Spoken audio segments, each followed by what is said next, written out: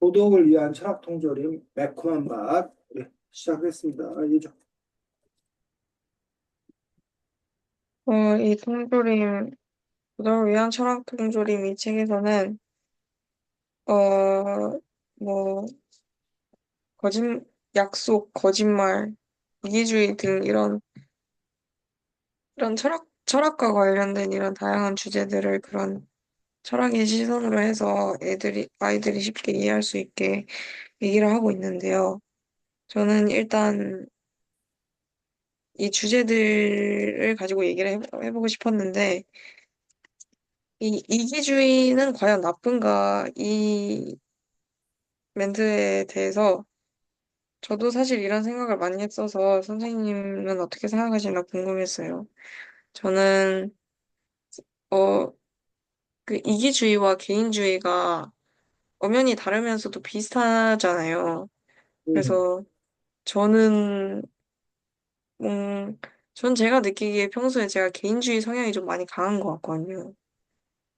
그래서 이기주의는 과연 나쁜가 했을 때 이기주의는 그냥 본인의 이익을 따지는 거다 보니까 다른 사람에게 피해를 줄 수 있어서 이기주의 자체는 나쁘다고 생각을 하는데, 그러니까 이기주의를 했을 때 본인의 이익을 가져가는 건 괜찮다고 생각을 하는데, 그거에 있어서 다른 사람에게 피해를 주면 안 된다고 생각을 해요. 음. 그리고, 근데 이런 이기주의의 마인드를 가지고 있는 사람들 볼 때 마음이 좀 아프다. 이 책에서 나왔던 것처럼 이기주의인 사람들은 본인을 별로 사랑하지 않는 것 같아서, 네, 볼때 안타깝다라는 생각이 듭니다. 선생님은 어떠실까요? 네, 그래서 지금 예주가 말한 이기주의는 그 모든 토론에서 예전도 얘기했던 것 같아요. 언어의 정의, 이를 어떻게 할 거냐라는 것들에 대한 합의가 우선 선행이 돼야 돼. 안 그러면 서로 같은 단어, 다른 뜻으로 사용하는 경우가 있어요. 그래서 지금 이제 예주가 말한 이기주의에서 예주가 지금 이야기한 동안에 앞하고 뒤가 서로 지금 이렇게 혼동스러운 거야. 앞에서 이제 이기주의가 별로 나쁜 건 아니라고 생각하는데 뒷부분에서 이기주의가 남한테 피해를 주는 거잖아요.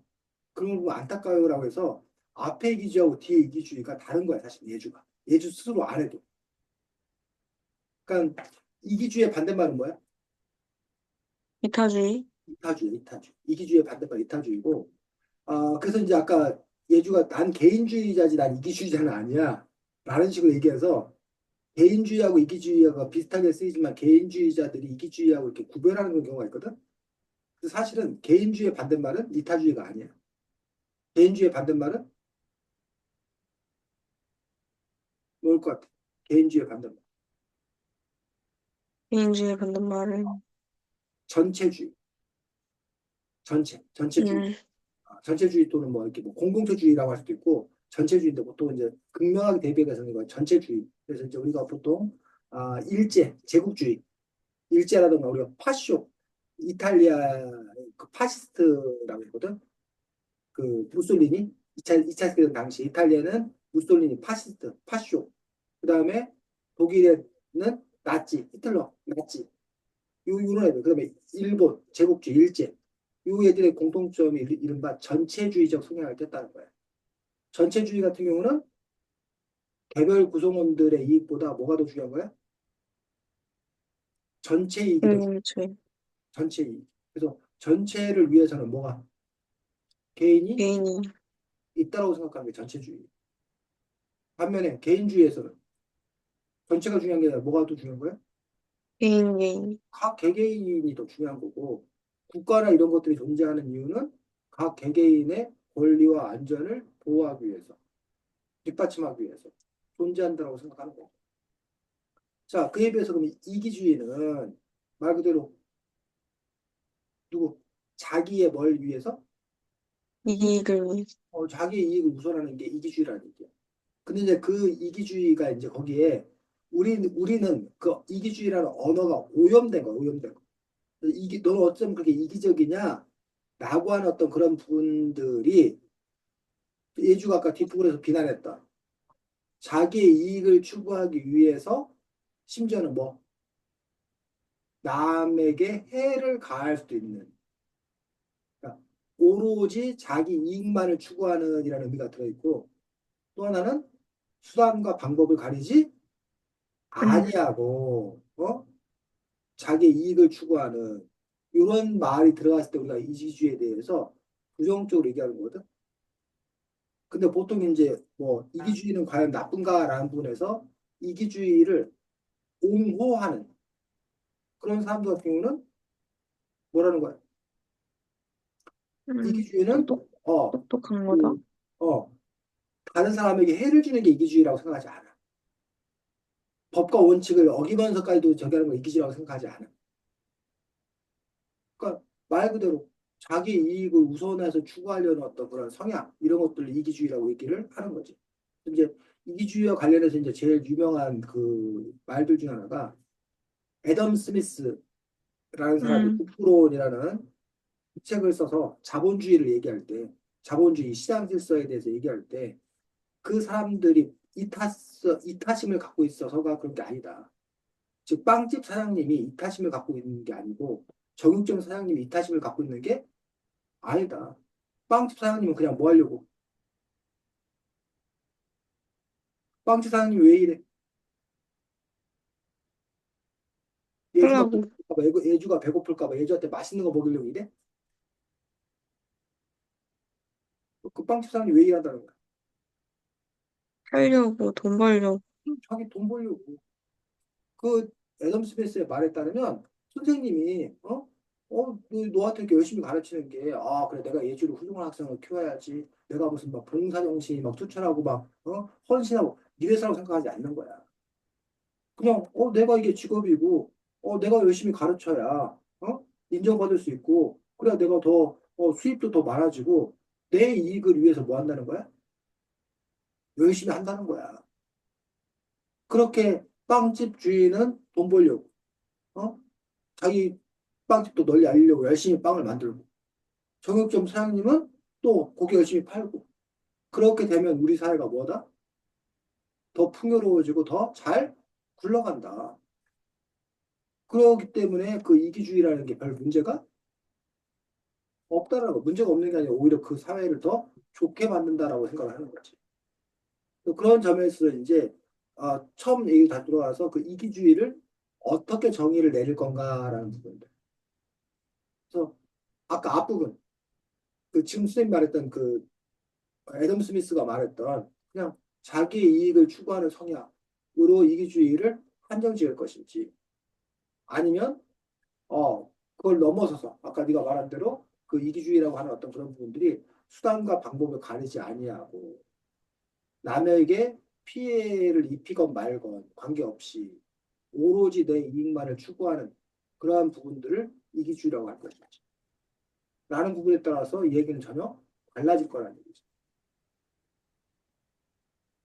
예주가 말하고 싶은 건 제가 말하고 싶은 건 수단과 방법을 가르쳐. 수단과 방법을 가리지 않는 이기주의라고 하는 부분들이 그것들이 그건 다 기본적으로 법률 위반이잖아. 법규 위반이고 그리고 도덕적으로 당연히 또 뭐하고 비난받고 물론 이제 그것도 이제 정도에 따라서 도덕적 비난을 받는 정도일 수도 있고 아니면 아예 법 위반이 될 수도 있는 거고 그런 부분에서 좀 차이가 있는 것도 볼 수 있어요. 그래서 그 뭐야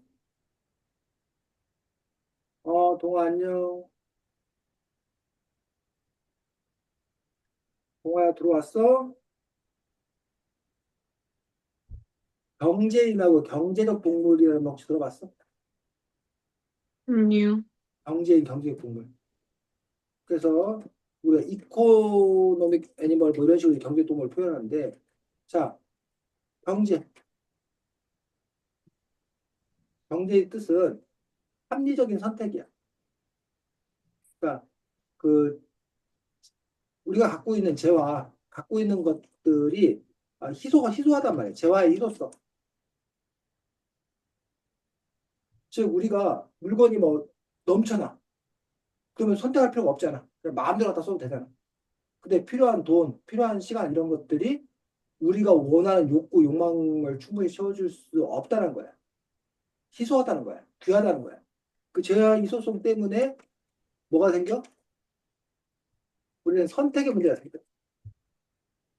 이런 선택을 합리적으로 하는 거야.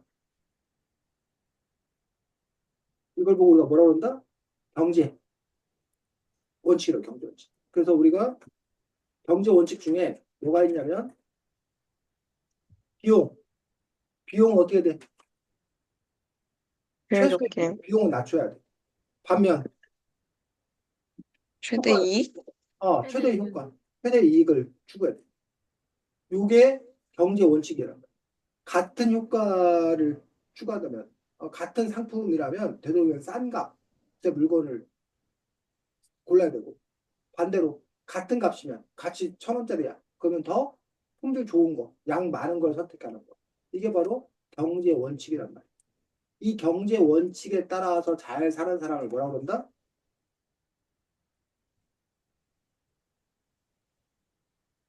그 사람을 우리가 경제라고 선생님. 한다.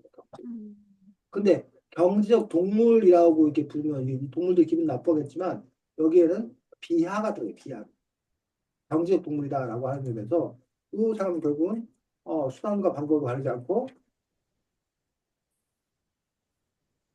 오로지 뭐만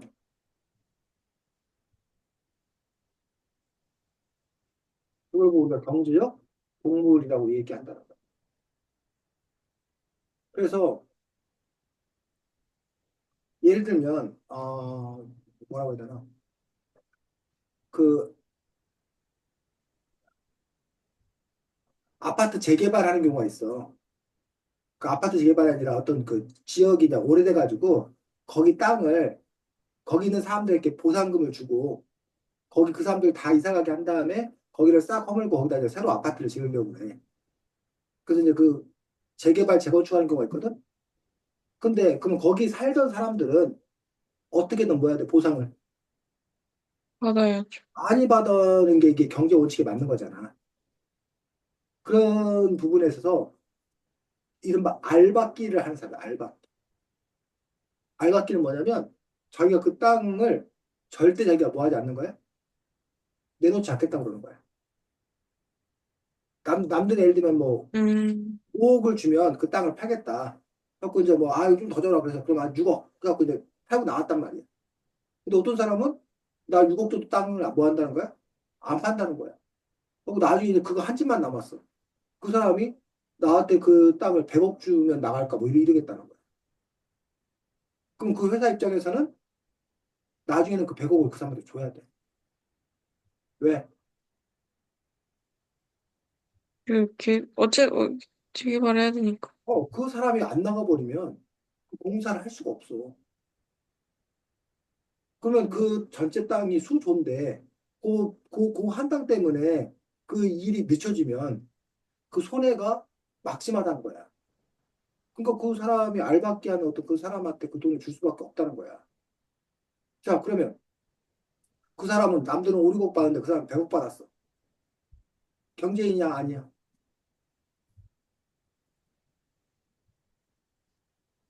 더 큰 효과를 얻었어. 경제인이잖아. 그 사람 하나만 보면. 음, 어? 그런데 그 사람이 그 5억짜리 땅을, 6억짜리 땅을 100억을 얻게 되면 어떤 문제가 발생할까?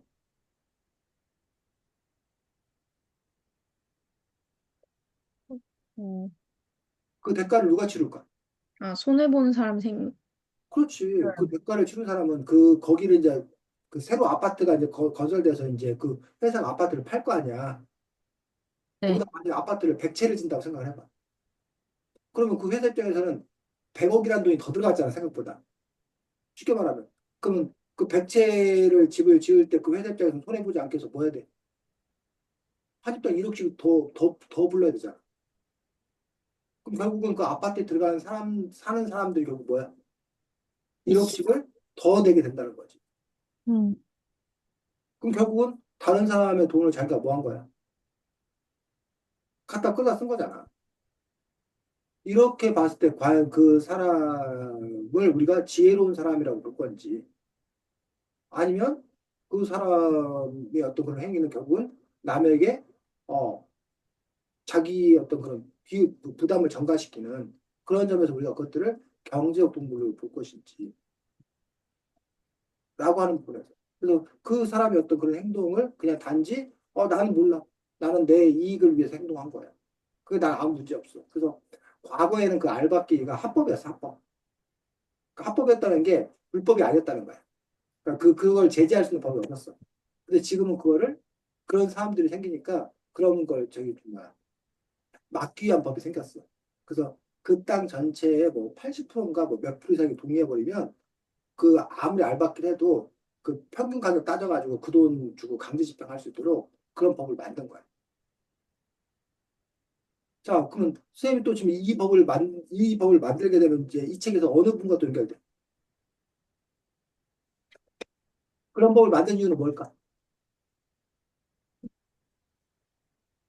한 사람 때문에 다수가 피해 입는 거를 막기 위해서 80%뭐 이상이 동의를 하면 1, 20%는 동의하지 않아도 그 웬만한 가격 쳐가지고 그것이 한고로 결정하자.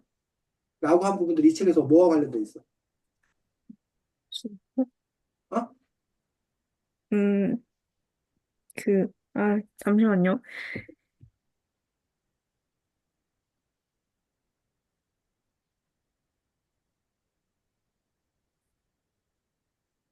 후다론.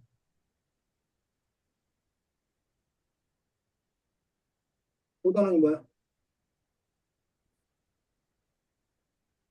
개인, 오다론, 오다론. 아, 공리주의? 공유주의 뭐? 공유주의가 뭐야? 최대 다수, 최대 행복. 최대한 최대한 목적. 많은 전체 이익이 된다고 생각하면 개개인은 뭐 해도 된다? 희생하는 방향으로 선택할 수 있다라고 생각하는 거죠. 그래서 이 공리주의가 더 지나치게 되면 아까 뭐가 되는 거야? 전체, 그렇죠. 아까 말했던 전체주의가 되는 거지. 이 공리주의가 더 뭐야 심각해지면 전체주의가 되는 거지.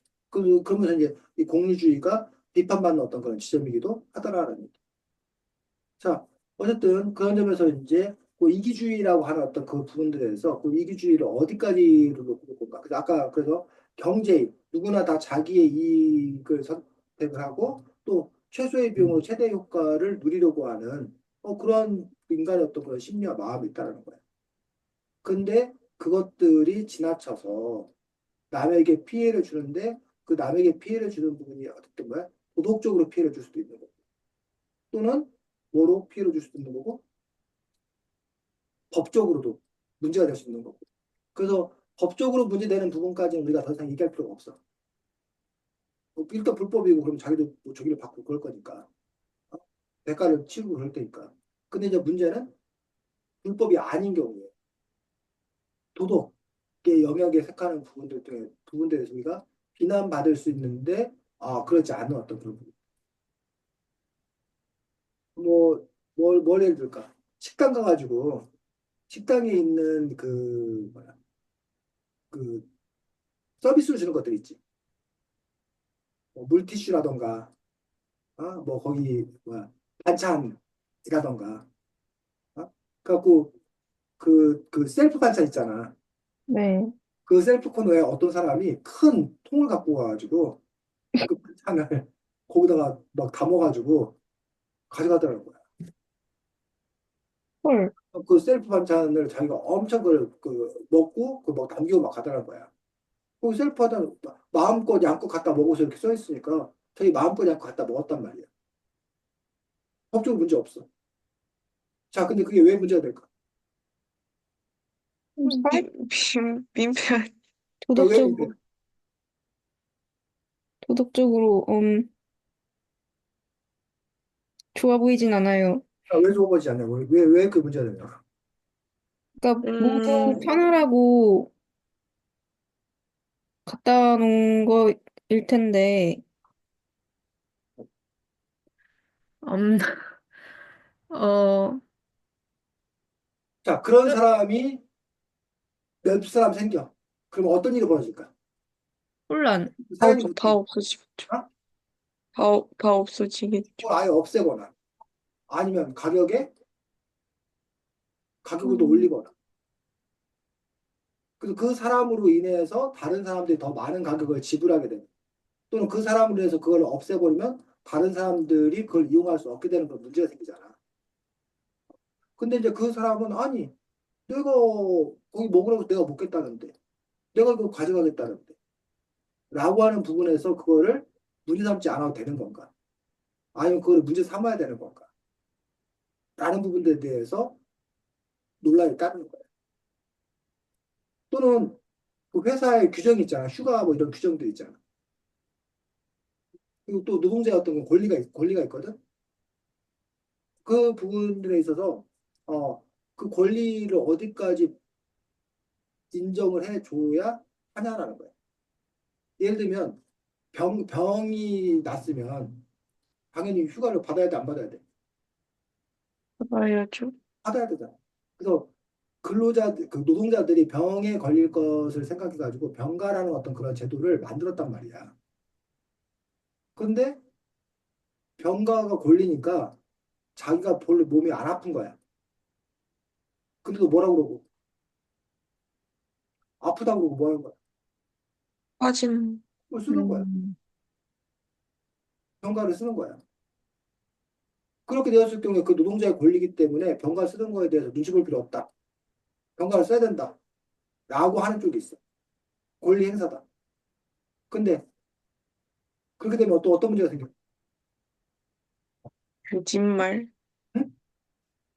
너도 나도 다 응, 병가를 쓰게 되면 응, 기업이 응, 손해를 보고 응. 또 기업이 손해를 보면 이제 병가에 대한 문제점을 고치려고 없애거나 아니면 혜택을 줄이거나 해서 또 그냥 상황만 더 안 좋아질 수 있어요. 그렇지. 그럴 염려가 있다는 거지. 그 병가를 그렇게 많이 쓰게 되면 그 회사 입장에서는 병가를 그 사원에 쓰면 그만큼 그 대체할 수 있는 인원을 더 뽑아야 되잖아. 그럼 그만큼 비용이 증가하고 비용이 증가하게 되면 결국은 회사 사람들의 월급을 좀 줄인다던가 그러니까 더 인상을 시켜주기 어렵잖아. 아니 회사 자체가 나중에 어려움에 빠질 수도 있고 그런 점에 있어서 그런데 이제 그거에 대해서 과거에는 또 그러다 보니까 병가 쓰는 걸 또 뭐 했다는 거야? 진짜 아파. 근데 그 사람이 병가 쓰면 눈치를 줬단 말이야. 회사에서. 뭐 병가는 있는데 병가를 뭐 하는 거야? 못 쓰는 거야.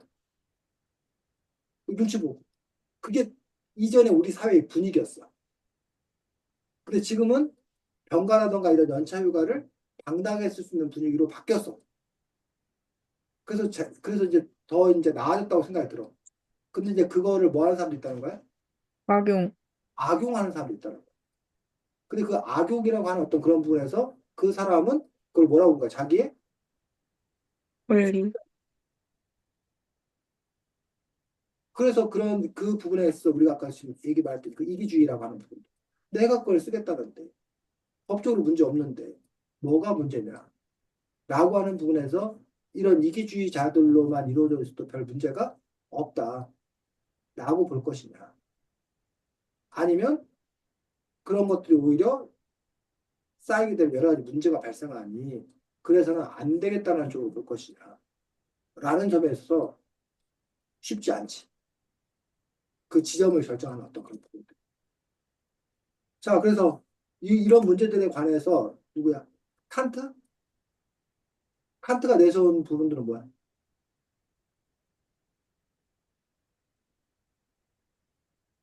음, 한트는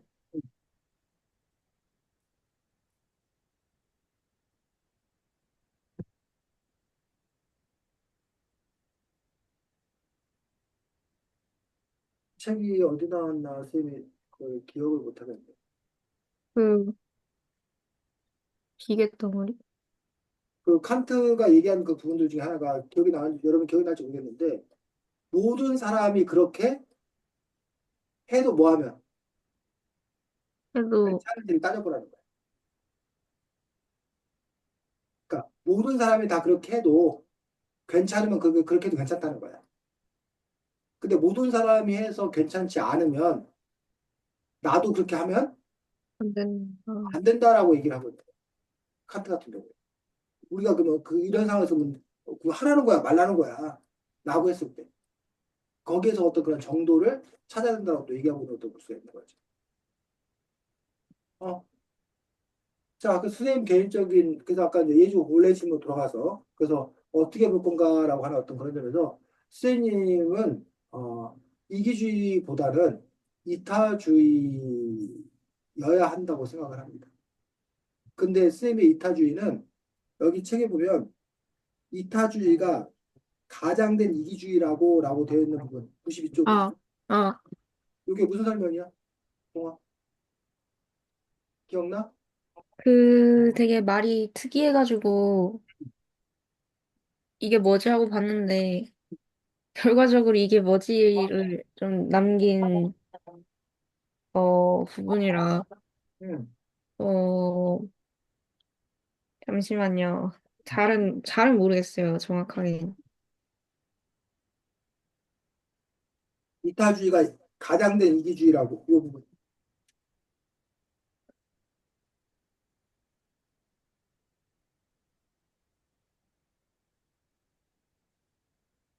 그 동물 얘기, 응, 이기적 유전자 얘기 나오는 쪽인 걸 응, 응, 기억하는.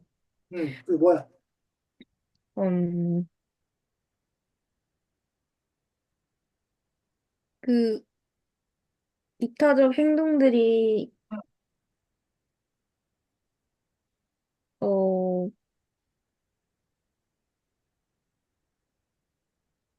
그냥 맞아. 그 유전자를 퍼뜨리기 위한 그냥 자기 자신을 위한 행위이다라고 그죠?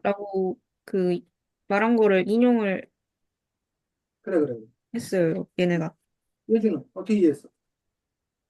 그, 이, 그, 그러니까 다른 거를 위해서, 그러니까 뭐라고 해야 되지? 이타주의인가 번식을 하기 위해서, 번식하고 이런 씨를 퍼뜨리기 위해서 이런 이타주의 같아 보이는 응. 행동을 한다? 그래서 결국에는 그 번식을 하려는 본인의 욕심을 위한 것이기 때문에 이기주의라고 볼 수 있다. 그 응. 또, 읽으면서 그러면 인간은 이타적일 수 없는 것인가 라는 생각이 들었어요. 왜냐하면 유전자부터 우리는 나 자신을 위해서 그 살아가고 있는데 그러면 그 생각이 잠깐 들긴 했던 것 같아요. 그래, 그래. 그럴 수 있지. 그래서 선생님은 오히려 과거에 가장 충격적인 이야기가 우리가 소고기, 돼지고기를 먹으면서 소, 돼지를 막 이렇게 공장식 축산을 하면서 죄책감을 갖잖아. 그 소, 네. 돼지의 동물권을 생각하는 어떤 그런 움직임 때문에 소, 돼지, 그래서 이제 막 비건, 채식주의를 선택하는 사람들이 여러 이유가 있는데 그 중에 하나가 동물들에 대한 미안함 때문에 채식주의를 선택하는 사람도 있거든. 근데 그 사람들한테 이른바 육식주의자들이 그렇게 얘기하지 않고 다르게 얘기하는 거야. 소나 돼지가 오히려 우리 인간을 이용하고 있다고. 무슨 얘기일까? 쌤이 지금 동화가 얘기했던 요거 중에 가장된 이기주의 얘기하다가 갑자기 왜 소, 돼지 그 먹는 육식 얘기 일을 하는 걸까? 소, 그 돼지가 우리 인간을 이용하고 있다는 거야. 개들도 이제 그 사는 목적이 응, 자신의 자손을 널리 퍼뜨려가지고 이제 응. 대를 잇게 해야 되는 게 아마 목적일 텐데 이제 인간이 걔네를 필요로 하면서 끊임없이 어 계속 생산을 하니까 뭔가 그 절대 멸종할 일이 없어서 뭐 그런 느낌일 것 같아요. 그렇지. 예주 이해가 동화말이? 음, 좀, 현재 지구상에 이해는 되는. 가장 많은 개체수가 바로 소, 돼지, 닭, 이 개체라는 거야. 그럼 소, 돼지, 닭이 왜 이렇게 엄청나게 많은 개체수를 갖고 있냐? 이거 뭐라는 거야? 필요해서. 아, 인간에게 고기를 줘서. 그 인간에게 고기를 주는, 그러니까 자기가 잡아먹히는 전략이 오히려 자기의 종을 보존하는데, 확장시키는데 가장 좋은 전략이었다는 거야. 음, 그 말 이해가 가? 그러니까 뭔 의도에서 말하는지는 이해는 돼. 어. 근데 그런 것을 우리가 동의가 되는지라는 부분들. 그리고 이제 아까 동화가 그런 얘기 했잖아. 그러면 다 이기주의 아니냐라고 하는 부분에서 근데 그 부분도 아까 우리 예주하고 쌤하고 처음 얘기했던 그 이기주의를 뭐의 개념으로 볼 거냐에 따라 달라지는 거지. 지금 동화가 말한 그 모든 것을 이기적 행동으로 봐야 되는 거에 그 이기라고 하는 부분들이 동화는 그러면 유전자의 번식 이 음, 이기로 이렇게 결정을 짓는 거야. 그럼 유전자 자체가 나아가 되는 거야. 근데 음, 우리가 과연 유전자가 나라는 우리 인식 속에 유전자가 나라고 인식하냐? 우리 의식 속에. 아니요. 그러니까, 그러니까 이 돼지 한 마리, 소 한 마리, 그 자체를 하나의 개체, 그 자체를 나라고 인식하는지. 그러니까 나 이선배란 요 인간 하나를 나라고 생각하는 건지, 아니면 나의 DNA를 나라고 생각하는 건지. 음. 이 기에서 이는 이로울 이자고 기가 자기 기자거든. 느낌이 자기 다르네요. 뭐라고? 느낌이 달라요. 그런 유전, 점에서 모든 게 다 이기적이다, 이기적인 행위에 불과하다라고 만약에 이 책대로 한다라면 그 기가, 자기가 유전자여야 된다는 거야. 근데 우리가 음, 일반적으로 생각하는 나라고 하는 어떤 그런 부분들이, 자기라고 하는 부분들이 유전자라고 하는 것과는 다르잖아, 사실. 그래서 어쨌든 이타주의가 가장된 이기주의라고 하는 부분에서 그 논의가 하나가 더 있고 또 하나가 뭐가 있냐면 지금 그 부분이 어느 거에 나오는지 모르겠는데 아, 결국은 뭐 남을 돕는 것도 왜 남을 돕는다는 거야? 내 마음이 편해지기 위해서. 내 마음이 편해져. 음, 그러니까 안 돕고 있으면 내 마음이 불편한 거야. 찜찜한 거야. 내가 그 사람을 도와야 내 마음이 후련해. 또 어떤 사람은 내가 그 사람을 도왔을 때 다른 사람들이 오, 이 선배 멋진데 라는 뭐 칭찬. 내가 돈 10,000원을 내는 것보다 다른 사람들이 야, 대단한데라고 칭찬을 받는 그 효능감이 더 큰 거야. 그러니까 내가 10,000원 내는 행위는 사실은 이타적인 행동이 아니라 뭘 받기 위한? 칭찬을 받기 칭찬을 위한. 받기 위한 행위라는 거야. 그런 점에서 남을 돕는 건 역시 이타적인 행동 역시 뭐라는 거야? 이기적인 행동이라고. 그치. 이해가 가? 네, 어, 그, 어. 그 부분, 그런 거를 여기서 보면서 음, 제가 최근에 고민을 했던 게 있는데 음, 가끔 뭔가 슬플 때가 있잖아요. 어, 슬플 때 누군가에게 나의 슬픔을 말하는 것이 음, 그 사람이 나한테 괜찮다고 말해주기를 바람으로써 그걸 말하는 걸까라는 생각을 한 적이 있는데 어찌 보면 좀 지금 비슷한 것 같아요. 그 미안하다고 말하는 게 그 말을 듣기 위해서 내가 나도 모르게 한 건가라는 그 음, 생각이 있었거든요. 예준이 어떻게 생각해? 지금 동아의 그 고민에 대해서. 음, 저는 그런 거라고 볼 수 있을 것 같기도 해요. 그러니까, 왜냐면 제 경험에도 그러니까 뭐 속상한 일을 털어놨을 때, 그에 대해서 공감을 안 해, 괜찮다, 슬퍼하지 마, 이런 공감을 안 해주면 음, 좀 섭섭한 부분이 없지 않아 있었던 것 같아서. 음, 사람들이 무의식적으로 그런 거를 원하고, 다른 어떤 특정 말을 원하고 그런 본인의 얘기를 하는 것 같아요. 근데 동아 그게 왜 문제가 되는데? 그렇게 기대하면 안 돼? 아니, 내가 근데, 물어봤거든. 근데, 그러면 제가 뭔가, 음, 이 말을 듣기 위해서 음, 너한테 이 말을 했어라고 뭔가 좀, 그러니까 진심성이 아닌 것 같은 저 자신만의 음. 뭔가가 걸려가지고 고민을 했거든요. 음,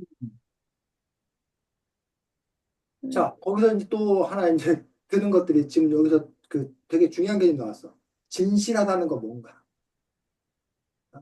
진실하다는 거. 즉, 내가 어떤 목적과 의도를 갖고 있는, 즉, 그런 점에서 지금 아마 진실의 의미는, 동화의 의미는 순수하지 않은, 네. 다른 게 뭐 끼어 있는, 다른 게 끼어 있는 어떤 그런 부분들에서 순수성에서 의심을 할 수밖에 없지 않냐라는 부분을 얘기하고 있는 것 같거든. 근데 네. 그 점에서 우리가 그럼 또 우리가 따져봐야 돼. 순수하다는 것은 무엇인가? 또 하나는 순수해야 하는가? 음, 그러니까 두 가지 다 봐야 돼. 순수하다는 건 무엇인 건가? 우리는 왜 순수해야 하는가? 라는 것도 순수 안 하면 안 되는 건가? 라는 부분에 대해서도 우리가 한번 고민하고 따져볼 필요가 있다는 거예요. 그래서 사실 명확한 답은 있어 없어? 없다. 어, 네. 혹시 사실은. 그런데 철학자들이 그럼 동화가 아까 그 부분에서 고민하는 그런 사람들, 그 사람도 그래. 동화는 고민을 해. 그 동화가 철학적 자세를 갖고 있는 거야. 근데 어떤 사람들은 그 고민 안 해. 귀찮아. 아유, 그거 뭘 고민해. 그리고 야, 그거 고민하나 마나 그 별 상관없어.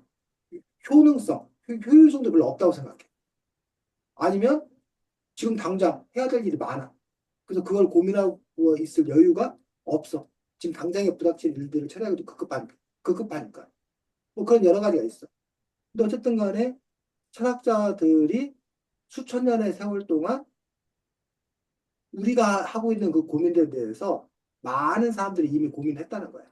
음, 그리고 자기들 나름대로 A, B, C 이런 여러 가지 주장들을 정리해 놓은 거야.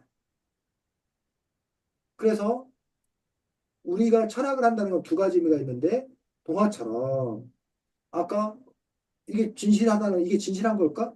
이래도 되는 걸까? 고민하고 하면서 동화가 자기 스스로 뭔가를 발견하는 거야. 요거 자체가 중요한 철학적 태도고, 그래야 돼, 사실. 근데 또 한 가지는 이미 수많은 철학자들이 뭐 해놓은 것들을, 철학해 놓은 것들을 우리가 배움으로써, 내 스스로 철학하는 어떤 그런 시간을 뭐 할 수 있는 거야? 줄일 수 있는 거야, 줄일 수. 단축할 수 있는 거지. 여기서 다시 이제 두 가지 나뉘어. 어느 게 더 효율적이야? 배우는 거, 원래 있던 거로요. 원래 있는 거 갖다가 쓰는 게 더 효율적이야. 즉, 뭐야, 누가 뜨개질 해놓은 거 그냥 내가 5만 원 주고, 사가지고 친구한테 선물로 주는 게 효율적이야. 내가 뜨개질 배워갖고 뭐 하는 거보다 있는 뜨- 거보다. 내가 뜨개질 갖고 뜨는데 드는 시간, 비용 뭐 이런 거 계산하면, 차라리 5만 원, 10만 원 주고 사다가 선물 주는 게 더 효율적일 수 있다는 얘기. 그런데 내가 뜨개질을 하는 사람이 있는 이유는 뭐야? 하려고 어? 잘 하니까, 그치. 내가 그, 잘 하니까 일 수도 있고, 또, 생존. 동화가 선물 받았을 때, 사다 주는 선물과 그 사람이 직접 자기가 떴다는 선물과 음, 그 선물의 질감이 같아 달라? 달라요. 다른 부분 있잖아.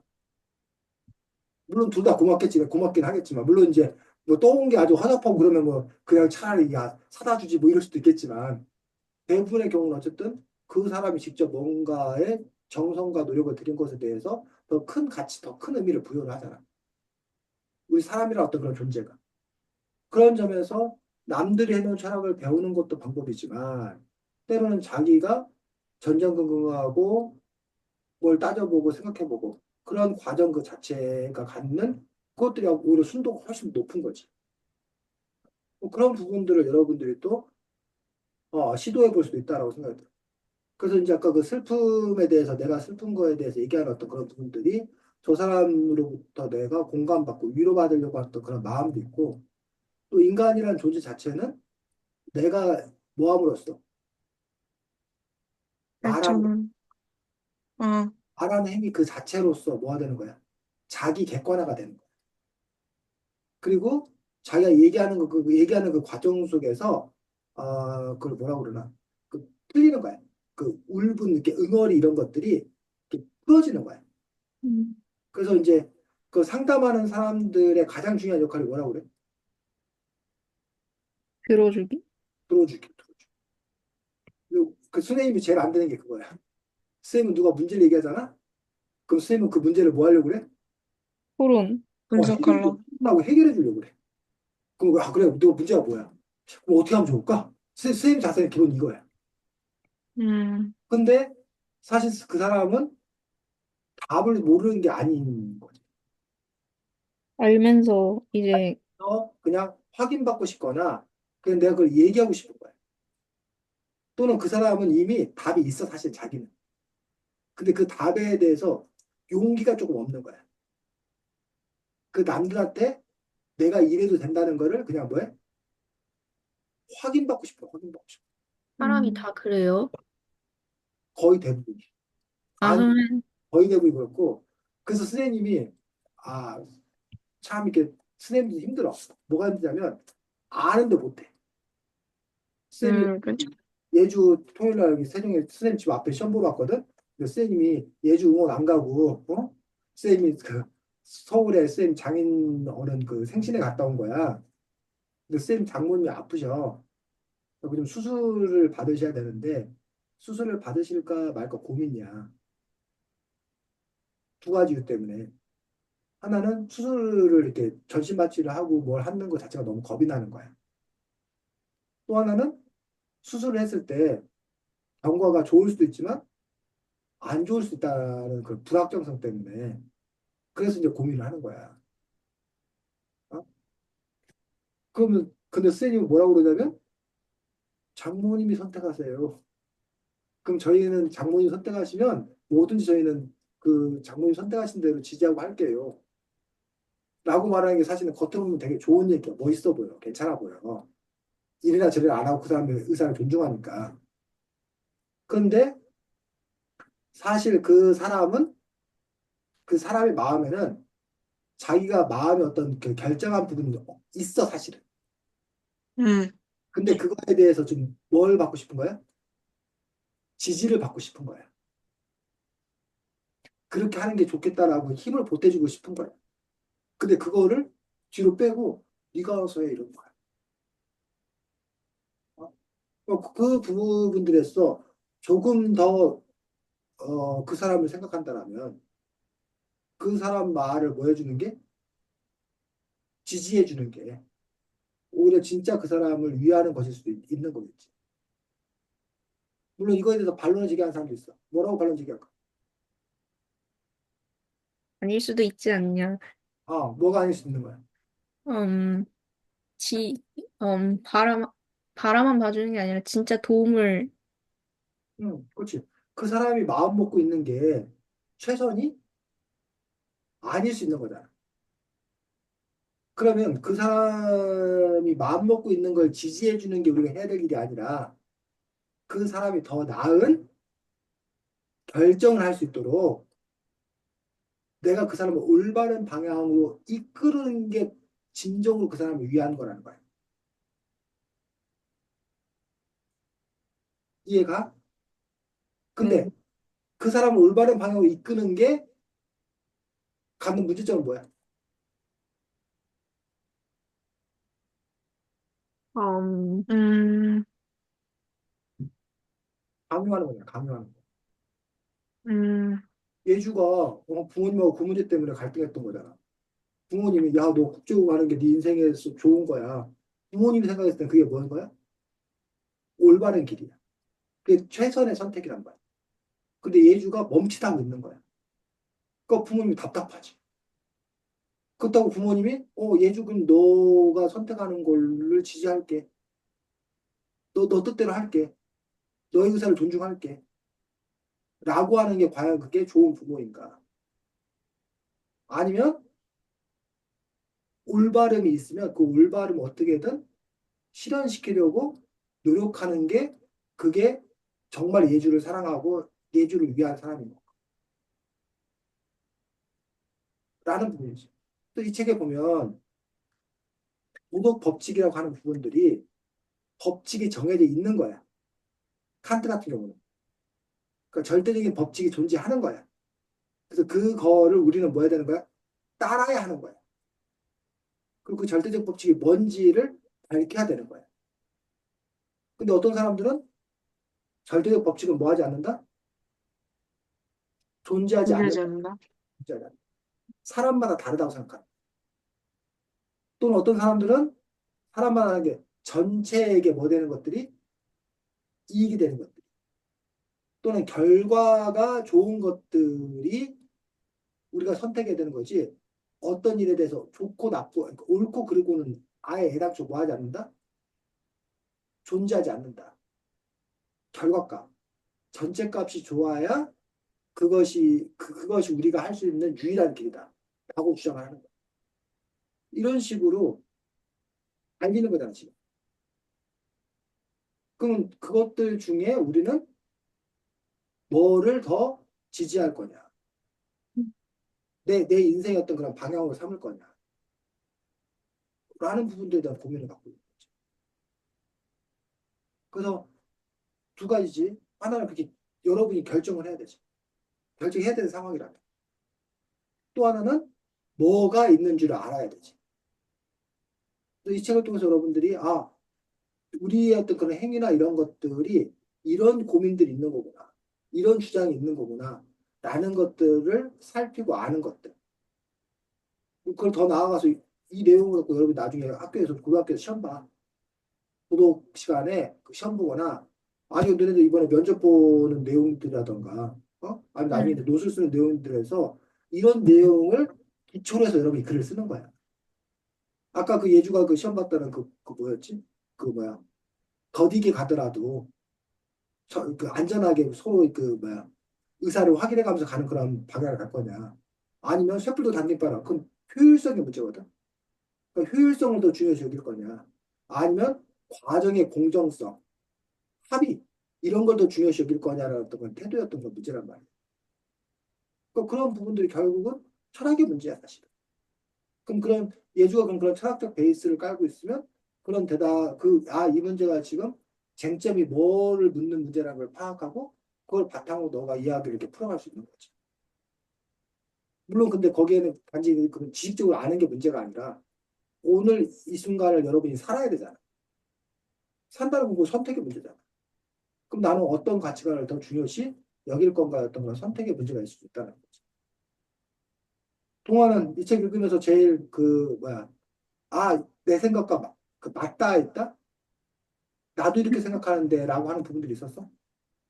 음, 아까 그 부분이 살짝, 어, 그런 생각이 들었고, 그, 나도 이런 생각이 있었는데 하는 게 있었거든요. 잠시만요. 어, 지금 기억이 잘 안 나는데, 음, 음, 음, 예주는, 음, 저는 그냥 딱 생각나는 거는 그 도덕 원리인가? 도덕 원칙인가? 그러니까 올바른 행동을 뭔지 사람이 이미 몸으로 알고 있다. 음, 그러니까 도덕이 이미 사람의 몸에 배어져 있어서 그래서 사람들이 뭐 잘못된 일을 할 때면 그것을 음, 스스로 올바르다고 말하면서도 본인이 잘못된 걸 알고 있기 때문에 그런 그러니까 모든 사람들이 그런 걸 느낀다라는 거가 공감됐던 것 같아요. 예. 그래서 칸트가 이른바 그 윤리를 얘기를 하면서 사람들이 결국 뭘 갖고 있다는 거야? 양심을 갖고 있다는 거야, 양심. 그래서 안다는 거야, 그냥. 내가 이게 반행동인지 그렇지 않은 행동인지 안다는 거야. 양심이 있기 때문에. 그거에 대해서 봉아 반박을 한번 해볼까?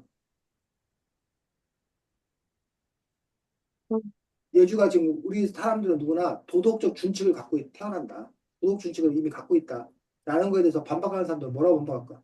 제가 저거는 살짝 그 성선설이라고 생각하거든요.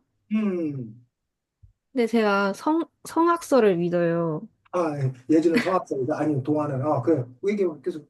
음, 이게 사실, 음, 도덕적인 그런 양심은 음, 저는 사회에 맞춰서 자라지면서 뭔가 성부성악설? 그런 느낌으로, 성무성악설인가? 그런 느낌으로 저는 생각하고 있거든요. 일단 인간은 태어나면서 선악이라는 개념이 살짝 음, 모호한데, 음. 이제 아기는 그걸 아예 모르니까 저희 눈에는 그게 악으로 보이는 거라 생각하고, 예주는 애기들이 악하게 보여? 아니, 저는 솔직히 말해서 음, 애기 별로 안 좋아해서, 음, 놀랍군. 그래, 그래. 얘기해봐. 그래가지고 또 이게 아기들이나 이런 애들이 자라면서 성격이 바뀌기도 하고, 또 도덕적인 양심을 깊이? 무게를 얼마나 가지느냐는 저는, 어, 뒤에서 나중에 고치는 거라 생각하거든요. 일단 태어나면서부터는 없고, 그럼 전 성무성악설인가 봐요. 그 맞나? 그렇지. 그래서 지금 보면 아까 도덕적 주식을 누가 갖고 있다, 양심 누가 갖고 있다는데 지금 예주 아니 동화 같은 경우는 그거에 대해서 학습된 거다. 커 가면서 학습되는 거고 사회적 합의에 의해서 그 아이에게 심어진 거지. 애당초 그것들은 존재하지 않는다는 또 그런 주장을 펼친 사람들도 있더라는 거야. 예를 들면 식인 풍습을 갖고 있는 곳에서는 그 식인하는 거에 대해서 도덕적 양심의 가치를 느껴 안 느껴? 전혀 안 느껴. 그러니까 지금 우리가 어떻게 사람이 저럴 수가 있지? 뭐 어떻게 인간이 저럴 수 있지라고 우리가 도덕적 규칙이라고 얘기하는 어떤 그런 부분들이 예를 들면 뭐 남녀 평등의 문제라던가 뭐 그런 문제들에 대해서 우리가 그걸 당연하게 생각하는 것들이 우리나라 100년 전, 200년 전만 가도 전혀 뭐해? 음. 다른 의식을 갖고 있다는 거야. 어? 물론 이제 그 부분에서 이제 100년 전, 200년 됐던 1000년 됐던 간에 인간이 공통을 느끼는 어떤 그런 양심의 어떤 그런 문제도 분명히 존재할 수 있어.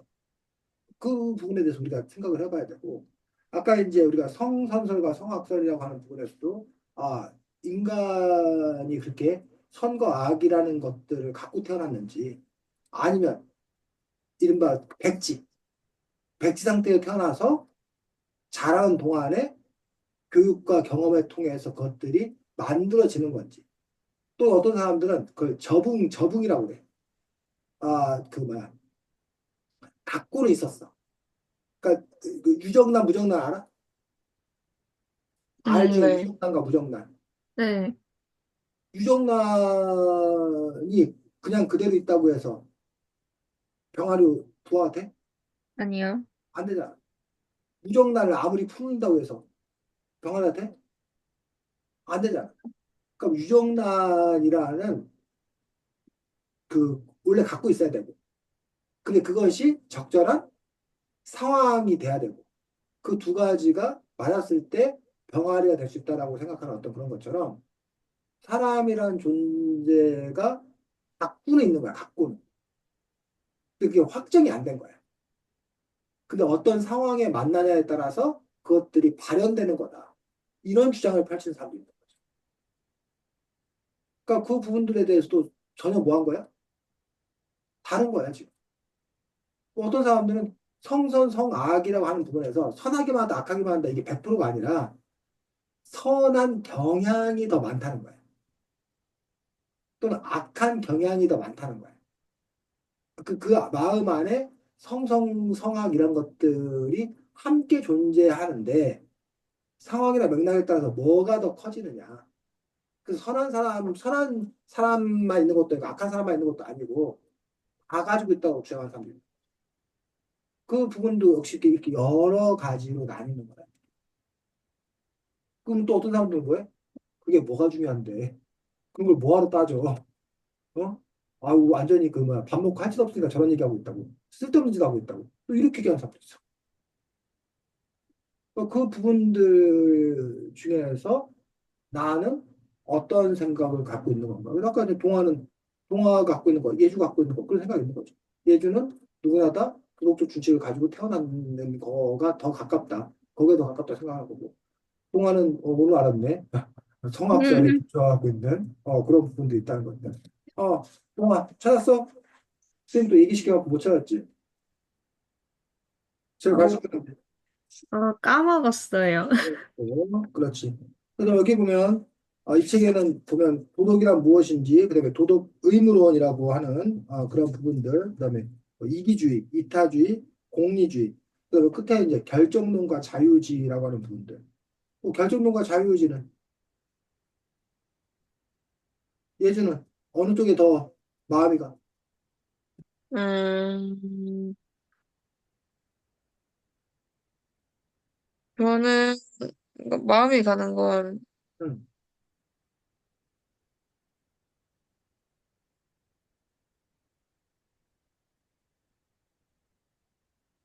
응, 모르겠어요. 통화는 음.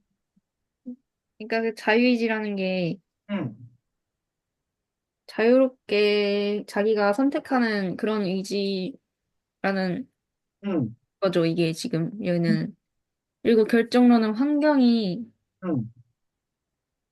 다 결정한다, 뭐 그런. 그렇지. 이미 결정돼 있다는 거지. 저는 이미 결정돼 있다. 운명, 운명이 결정돼 있다.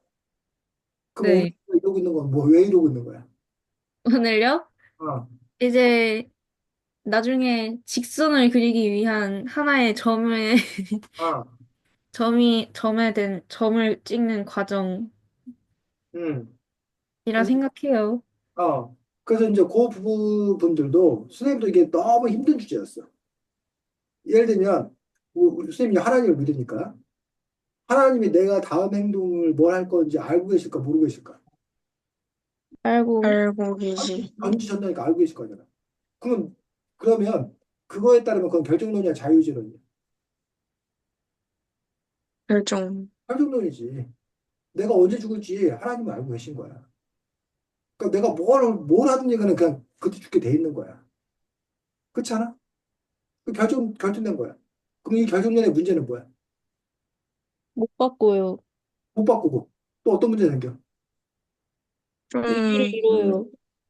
무상함을 느낄 수 있는. 그렇지. 무상함을 느낄 수 있고. 그리고 내가 만약에 사람을 죽였어. 내 잘못이야?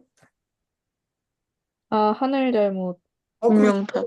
그렇게 내가 죽이놓고 정해놓고서 왜 나한테 잘못했냐고 그런다는 거야. 이런 문제 제기를 한다는 거야. 쉽게 말하면. 그러니까는 그게 결정론이 되면 내가 그걸 왜 살아야 되냐라는 어떤 그런 부분에 문제가 생긴다는 거야. 반면에 자유지론이라고 하는 어떤 그런 부분들에서 아니다. 내가 지금 뭐 할 수 있다? 선택할 수 있다. 라고 생각하는 거야. 자유의지에 있는 거다. 라고 하는 부분들. 그러면 이 자유의지와 전지전능을 어떻게 결합시킬 수 있냐는 거지. 오호. 내가 어떻게 할지 저 사람 근데 안다는 거야. 그 부분도 어떻게 할 거야. 그 선생님 같은 경우는 그래서 이렇게 타협을 했어. 결정론이라고 하는 어떤 그런 부분들이 내가 결정하는 거를 전지한 거야. 신이.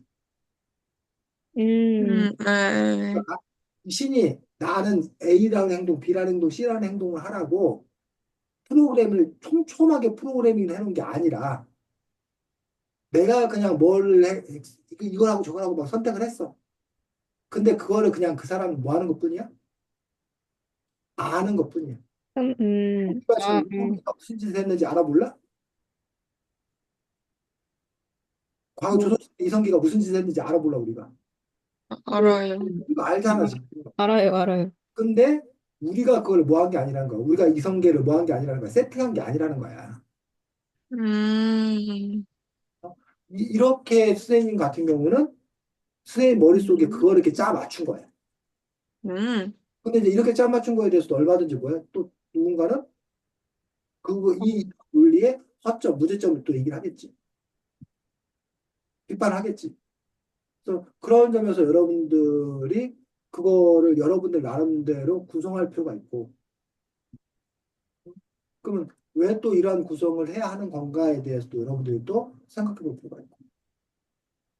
그래서 철학이라고 하는 어떤 그런 부분들이 결국은 그냥 사는 데는 철학이 별 필요가 없을 수 있어.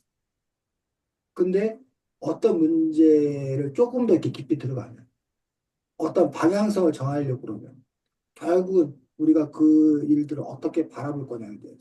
그래서 사실은 예주가 아까 뭐 부모님의 말씀을 들을 건가? 아니 내 진로 어떻게 선택할 건가? 그 질문의 끝에 도달하면 예주가 인생이란 무언가, 어떻게 사는 게 잘 사는 건가, 어떻게 살아야 되는 건가, 라는 문제에 봉착하는 거. 그리고 예주가 부모님이 원해서 내가 했어요라고 하는데 그거 이제 그럼 나는 부모님 말을 잘 듣는 애인가? 근데 그걸 아까 이기주의로 해석하면 내가 그걸 선택하지 않았을 때 부모님이 나한테 막 뭐라고 하는 게 뭐해서 싫어서 그걸 내가 버틸 용기가 없어서 재간이 없어서 나를 보호하는 의미에서 내가 그냥 부모님하고 타협을 해서 내가 그 결정을 따른 거다. 라고 하면 그거 역시 예주가 누굴 위해서 결정한 거라는 거야? 예주 자신을 위해서 결정한 거라는 거지. 그럼 모든 게 그럼 그 사람 자신을 위해서 결정한 거냐? 그렇다고 볼 수 없는 것들이 변수. 만약에 부모님이 그런 부모님이 아니었으면 다른 주장을 하는 부모님이 있을 수도 있잖아. 그랬을 경우에 예주가 그러면 예주의 어떤 그런 자기 주장을 그거를 강하게 밀어붙일 수도 있었을 거란 얘기. 즉, 하나의 어떤 그런 일이 한 가지 방향으로 오는 것이 아니라 여러 가지 방향에서 오는 거고, 그 방향에 따라서 이게 어느 방향으로 밀릴지, 라는 부분들이 결정되는 건데, 이게 외부 환경에 의해서만 결정되는 건지, 아니면 나라는 어떤 그런, 추동하는 어떤 그런 것도 있는 건지. 근데 나라는 것들은 존재하지 아니하고 그냥 외부에서 이렇게 오는 것들의 그냥 총합에 불과한 건지. 라는 부분들에 대해서. 그래서 여기 자유지론과 결정론이라고 하는 것도 또 그런 의미를 얘기하는 거야. 내가 지금 짜장면을 먹기로 선택을 했다. 내가 짜장면을 먹기로 선택한 것 같지만 사실은 이전의 경험에 뭐라는 거야? 결과라는 거야, 결과. 내가 짜장면을 선택할 수밖에 없는 어떤 그런 결과치라는 거야. 이전의 경험 합. 그러니까 2 더하기 3을 하면 얼마가 나올 수밖에 없다는 거야? 5가 나올 수밖에 없다는 거야. 우리가 5만 보면 우리가 뭘 선택한 것처럼 보이지만 그 앞에 2 더하기 3이라는 어떤 그 조건이 있었기 때문에 나는 5를 선택할 수밖에 없었다라는 식으로 또 해석하는 사람도 있다고. 근데, 동아. 근데 내가 이기적 그것 때문에 이런 판단을 했고, 또 이렇게 살아간다라고만 생각을 하면서 살면, 되게 그것도 그것대로 무료한 인생이 될 것 같아요. 후한 인생이 된다고 왜? 뭔가, 뭔가 저는 그럴 것 같아요. 이게 그냥 내가 이기적이라서 그런 걸 수도 있지라는 생각을 가진 사람이면 뭐 그러니까 좀 사람마다 다를 것 같긴 한데, 저는 일단 좀, 어, 그러니까 뭔가 좀 이걸 어떻게 설명해야 될지 모르겠는데, 좀 무료할 것 같아요. 선생님은 근데 거꾸로 봤어, 동아하고. 선생님은 그렇게 되면 주체적인 선택이 가능하다고 생각해. 어, 그러니까는 내가 부모님 때문에 내가 이걸 선택한 거야 라고 내가 주체가 아니라 부모님 때문에 선택한 거가 돼버리는데 그게 아니라 나는 부모님과의 관계를 더 뭐하게 생각하는 거야? 더 중요하게 생각하는 거야. 내가 하고 싶은 것보다. 아니면 나는 다른 사람이 나를 어떻게 바라보는지를 더 중요시 여기는 사람이야. 내가 뭘 하는 것보다. 그러니까 그 내 안에 그것들 아까 쌤이 여러 방향에서 온다고 그랬잖아. 그것들 중에 내가 뭘 선택했냐를 쌤이 얘기하는 거야. 그 이기적이라고 하는 어떤 그런 부분. 그러니까 그건 역시 다 나라는 거야. 저 상대방이 뭘 해줘 라고 했을 때 그거를 거절할 수 있는 것도 나고 받아들일 수 있는 것도 나고. 근데 우리는 상대방이 뭘 해줘라고 하는 거는 그건 나가 아니라고 생각하는 거잖아. 그래서 저 사람이 나를 결정했다고 하는 거잖아. 그 점에 있어서 나를 이렇게 봐야 된다는 거야. 나는 뭘 중요시 여기는 사람인 건가. 그러면 내가 만약에 내가 하고 싶은 일이 있는데 저 사람이 상대방이 요구했을 때 그걸 거절하는 게 두려워서 내가 하고 싶은 일을 잘 못하는 거야. 그래서 내가 또 나중에 마음이 괴로울 것 같아.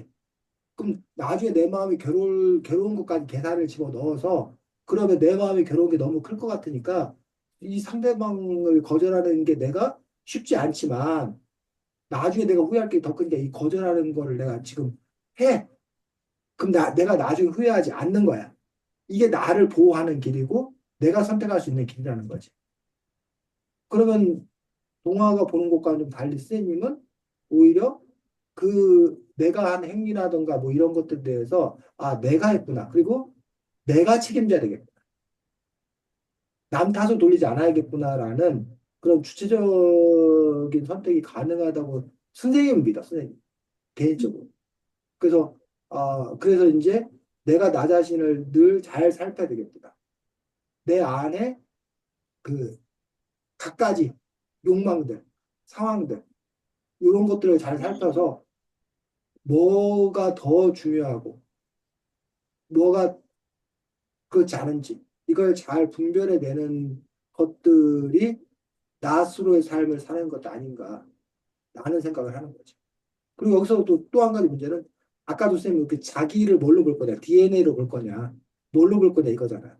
그 나라는 존재를 뭘로 볼 건가라는 분에서 현재의 나만을 나로 볼 거냐, 미래의 나도 나로 볼 거냐, 아니면 나를 좀 더 확장시켜서 친구 관계, 가족이 바라보는 나도 나로 볼 것이냐, 라는 거에 따라서 그 선택은 또 달라질 수 있다는 그런 부분들을 동화가 한번 또 잘 생각을 해볼 필요가 있다는 거죠.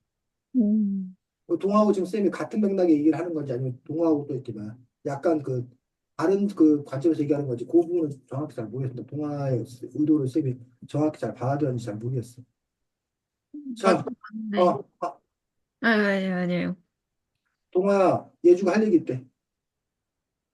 뭐니? 아, 예? 예주 할 얘기 있잖아, 빨리 동화한테. 동화한테요? 어. 할 얘기 없어? 두 가지가 있는데 둘 중에 뭔지 모르겠어요. 두 가지 다 해. 두 가지 다 아, 해. 첫 어, 번째, 어. 합격했다. 동화 음, 들었어? 네, 그럼 빨리 말해줘야지, 동화야. 축하해요. 어, 네? 당연히 축하해, 축하 안 하려고? 네? 예주는 발표 났대. 아, 그래요? 지난주 토요일 날 여기 시험 보고 와서 합격했다고 들었대. 음, 그래서 쌤도 축하한다고 그랬어. 또 두 번째 얘기는, 두 번째, 음, 오늘이 마지막. 음, 아, 음, 예주가 동화 때 그래야지. 그동안 너 나를 봐서 영광인 줄 알아. 그렇게 얘기해야지, 예주야. 아, 하지 말아라. 그래야지. 같이 수업해줘서 고마웠어. 나도, 아, 예주하고 동화하고 나중에 뭐 이렇게 기억을 할지 모르겠지만 나중에 또 사람이라는 게 또 이렇게 살다 보면 우연찮게 또 만나서 이 선배 쌤을 같이 욕할 날이 있을지도 몰라. 야, 그때 막 이러면서. 그래서 줌으로 만나던 특별한 인연이었습니다. 어쨌든 예주 그동안 같이 공부하느라고 예스토코 쌤이 아주 즐겁게 덕분에 잘 공부했고 예주가 쌤 동네 근처로 오니까 이제는 오프로 만납시다. 오프. 예, 예주 쌤하고 톡 돼 있나? 네, 톡 돼 있지. 그래 톡을 연락해.